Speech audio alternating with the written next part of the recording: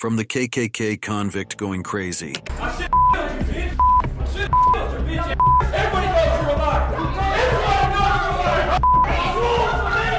the racist cop escalating a situation during a traffic stop. Away from me.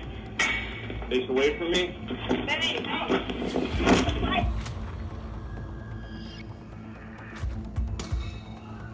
And a KKK member laughing while being sentenced. Prepare to be shocked. We're diving into the cases of KKK members who received life sentences. You won't believe their reactions. Away from me. Face away from me.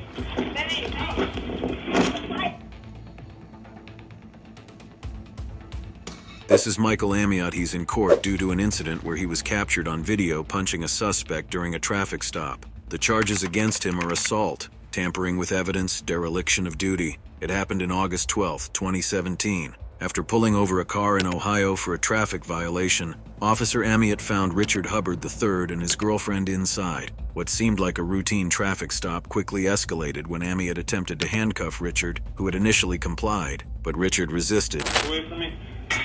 Face away from me.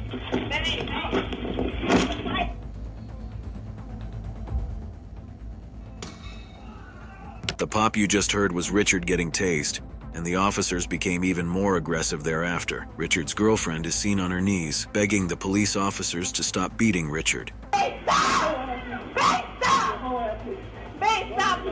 However, Amiott didn't listen to her pleas and continued throwing punches. A passerby happened to pass by and captured this incident on his phone, showing Richard with his head under one officer's knee while Amiott delivered one final punch. Back to court, Richard stated that he acted in accordance with the law and believed there was nothing wrong with how he handled the situation. Initially, when we go down to the ground, well, he was wrestling with us, and he does throw a punch at me. That was just shown. But if he's wrestling with us, we use strike. While Amiott maintained that there was nothing wrong with his actions, he admitted that he threw punches even though Richard was already subdued. Flurries of punches that you threw, did he swing back at you one time? While I was throwing the punches, no. As the prosecutor spoke, he pointed out that Amiott had clearly violated Richard's civil rights through the use of excessive police force. Assault has been proven beyond any doubt. Micheal Amiott says that he was justified in using force because he's a police officer. That is the start of a violation of his civil rights. While the prosecutor argued that it was a violation of Richard's civil rights, the defense attorney countered by arguing that Amiott acted in accordance with his training and protocol. With police policy that governs Officer Amiott and all officers of the Euclid Police Department. But the judge was unconvinced, as he could clearly see that it was a violation of Richard's civil rights. And I did listen to your trainers, your prior instructors. I did listen to them, but I do believe in this case, I believe the jury got it right. The judge even concurred with the jury's decision. Police need to be able to control folk. Doubt about that. There must be control, but there's a limit to how that's done. The jury found Amiott guilty. We, the jury, being duly impaneled and sworn, do hereby find the defendant Micheal Amiott guilty of assault. Now to the judge sentencing Amiott. Court at this time will impose a sentence of 90 days. Since Micheal Amiott was found guilty, he was fired from the police force and sentenced to 30 days in prison, followed by 60 days of house arrest and a 3-year probationary period. This is what Richard had to say to the judge. Appreciate the jury and the court for making the right decision. You know, what Amiott did something wrong. Still going through like the suffering with the anxiety. This is Jeremy Christian, a man who, during his sentencing for hate crimes and the disappearance of 2 men, shockingly told a victim's family member that he should have had her disappear too.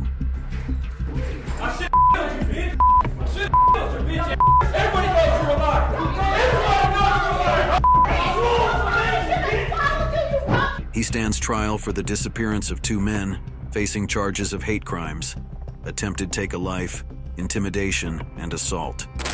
Jeremy Christian, who identified himself as a white supremacist, committed a shocking and violent act that horrified the public and resulted in the death of 2 innocent individuals on a train. On the train, Jeremy Christian launched into a hateful tirade, directing his anger at 2 young black girls, one of whom was wearing a hijab. When passengers intervened to protect the girls and calm the situation, Christian responded violently. He pulled out a folding knife and attacked 3 men who stood up to him, tragically resulting in the deaths of Ricky Best and Taliesin Namkai Mechi, and seriously injuring Micah Fletcher. Christian was apprehended shortly after the incident. However, it was during the trial that the true extent of the malice harbored by this white supremacist was laid bare. In a particularly revealing moment, a family member of one of the victims confronted Christian with a powerful verbal rebuke. The police captured, not killed, a racist white supremacist known to the police. Holding the bloody knife, he attacked and killed people with while drinking wine from his Gatorade bottle. And to Mr. Jeremy Christian, your mom should have swallowed you. You are a waste of breath. And when you die and go to hell, I hope you rot. In a twisted effort to assert his notoriety as an exceptionally vile individual, Christian retorted with insults. Now, hey. Go back to Tennessee, too. What do I tell you? Go back to Tennessee, too. We don't want you here. The judge clearly tries to intervene the moment and tries to escalate the situation as she knows where it's heading as he's insulting. However, the situation just kept escalating as the judge and police intervened. All your race-baiting bullshit. You ain't gonna be mayor either. You ain't gonna be mayor either. The whole city. George Floyd. George Floyd. Yet he didn't stop there. Before being escorted out of the courtroom, Christian began threatening her, spewing vile words that showcased his utter lack of remorse and his perilously dangerous nature. Everybody goes through a lot.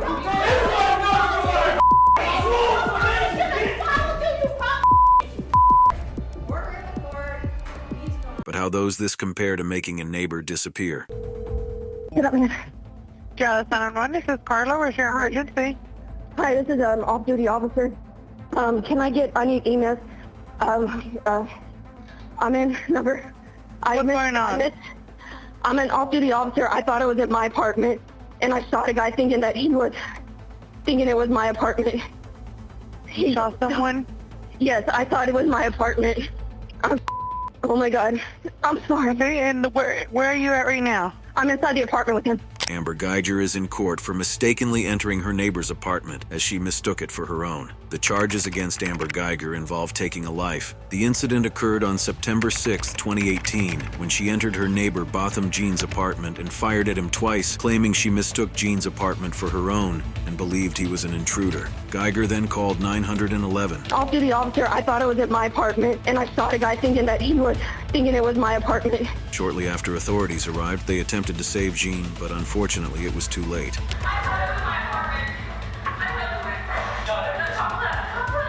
Moments later, you can see one of the officers begin CPR on Jean for 7 minutes.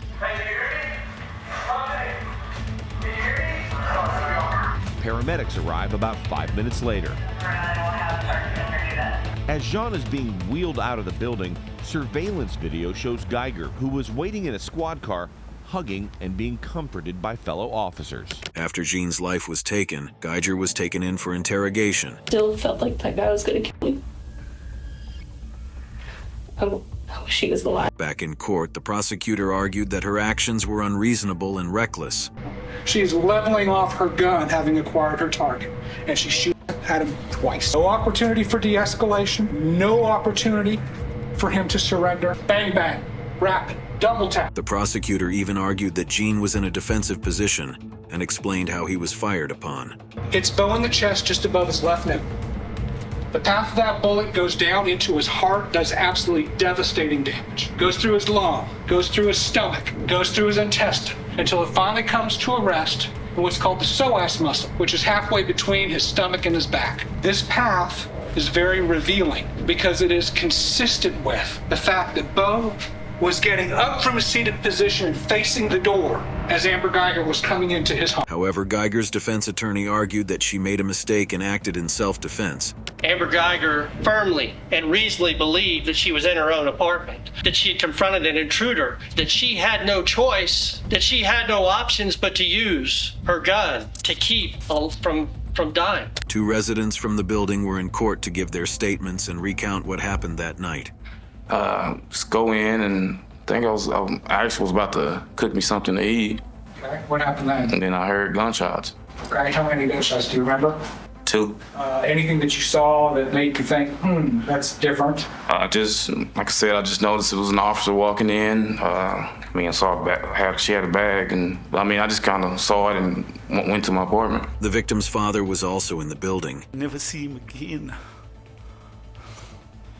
And I want to see him. I still want to see him. As well as the ex-police officer's mother. She always would tell me she wished she could have taken his place. She feels very bad about it. She feels very bad about it. Now it's time for Guyger to explain her perspective. And I'm saying, let me see your hands, let me see your hands. What were you focused on? Him. Just him? Yes. And then he began filming for you? Yes. And as he became filming for you, that's when you heard him speak? Yes. Good. I'm going to do that now, right? Yes, sir. Hey! Hey! Hey! And that's at that point whenever I shot somewhere in this area? Yes.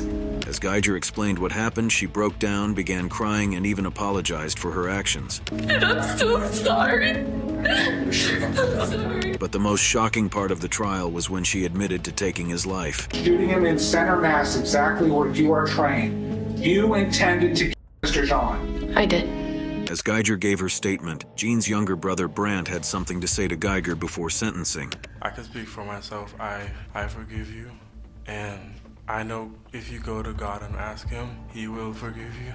And I don't think anyone could say it. Again, I'm speaking for myself, not even bad for my family. But I love you just like anyone else.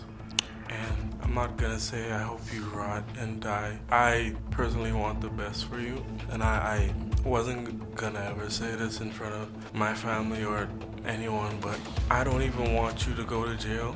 I want the best for you. Because I know that's exactly what both of them would want you to do. And the best would be give your life to Christ. Again, I love you as a person, and I don't wish anything bad on you.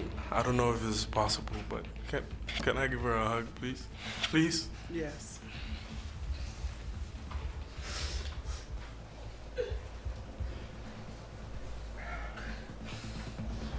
He forgave Guyger, wished her the best, and even gave her a hug. Now it's time for the jury to sentence her. The jury find unanimously that the defendant did not cause the death of Botham Jean while under the immediate influence of sudden passion, and assess the defendant's punishment at 10 years imprisonment in the Texas Department of Criminal Justice. Amber Guyger was sentenced to 10 years in prison with the possibility of parole after 5 years. A case where 68 was run over by a car.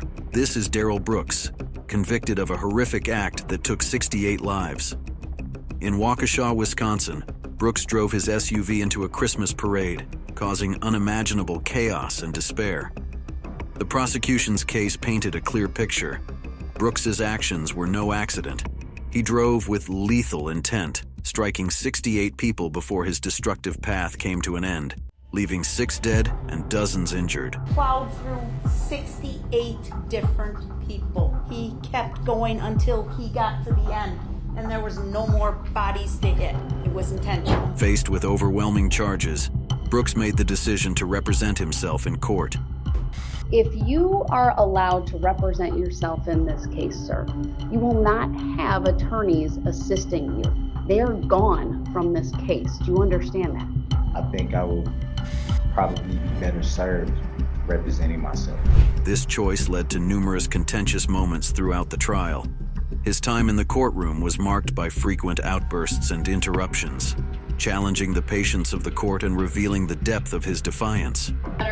And he can show it is inadmissible, she will not be questioned, and under 906.11 I will declare the cross-examination closed. Thank you, we're in recess, 1 hour. Get your facts straight. So let's open the door on all of it then, so we can get all of it on the record. Since you think you know so much. Brooks's demeanor during the trial ranged from defiant to dismissive, at times even laughing during witness testimonies. He told Erica that he was gonna find her and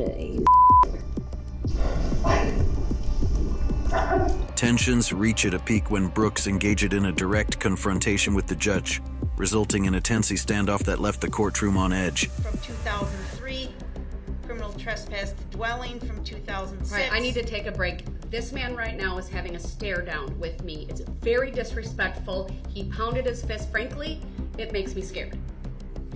And we're taking a break. Darrel Brooks was found guilty on all 76 charges. The sentence handed down was 6 life sentences, supplemented by over 700 additional years in prison. These were all the cases. And if you enjoyed the video, hit the subscribe button.